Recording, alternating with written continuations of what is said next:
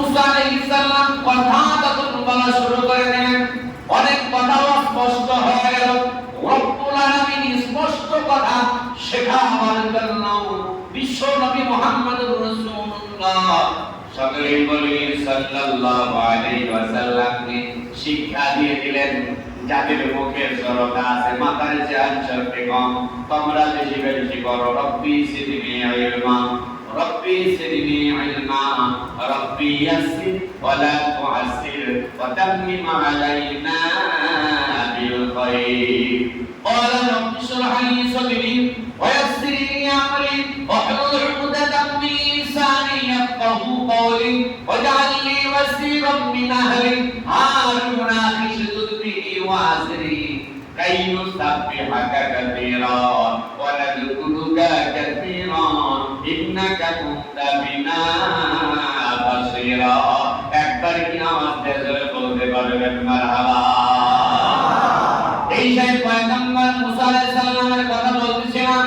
পয়গম্বর মুসা নবী কথা বলে বলতে হয়, ওই যে ফিরাউনের সঙ্গে আছে হামান, ওই মুসা আলাইহিস সালামকে ঠিক কালিমা তো ভাই কেমন আছো, আসলে এরকম বলতাম ভাই কেমন আছো, কেমন আছো বলতে হবে, কেমন আছো। মুসা আলাইহিস সালাম বলতেন ভাইজান কেমন আছো। ওই যে ফিরাউনের সঙ্গে যে হামান, ওই হামান তুমি কেমন আছো, এই যে তিনটাই মাত্র মানুষকে বোঝাবার জন্য পয়গম্বর মুসা আলাইহিস সালাম আল্লাহকে বললেন, আল্লাহ আমার কথা তো অনেকটা অস্পষ্ট হয়, অনেকেই কিন্তু বিদ্রুপ ঠাট্টা করে, আয় আল্লাহ তাআলা আমার ভাই হারুনকে সঙ্গে নেই এই এলাকাতে নবী এলাকাতে দাওয়াতের জন্য। আল্লাহ রাব্বুল আলামিন বললেন মুসা হারুনের তো গুনাহ আছে। মুসা নবী ডাকতে বলেন, আল্লাহ তুমি যদি হারুনের সকল গুনাহ maaf করে দাও তাহলে হারুনের আর গুনাহ থাকবে না।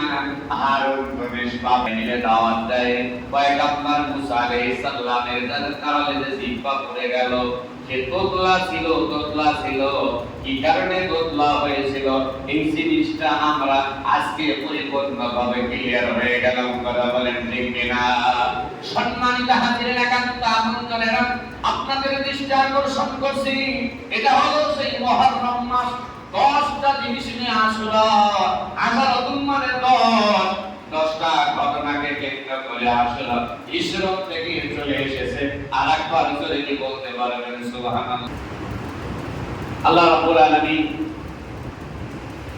এই মুহররম মাসে আসমান জমিন যা কিছু আছে, জান্নাত জাহান্নাম, কীট পতঙ্গ ফুল কায়নাত লৌহ কলম, এগুলো রব্বুল ইজ্জতুল জালাল এই মুহররম মাসে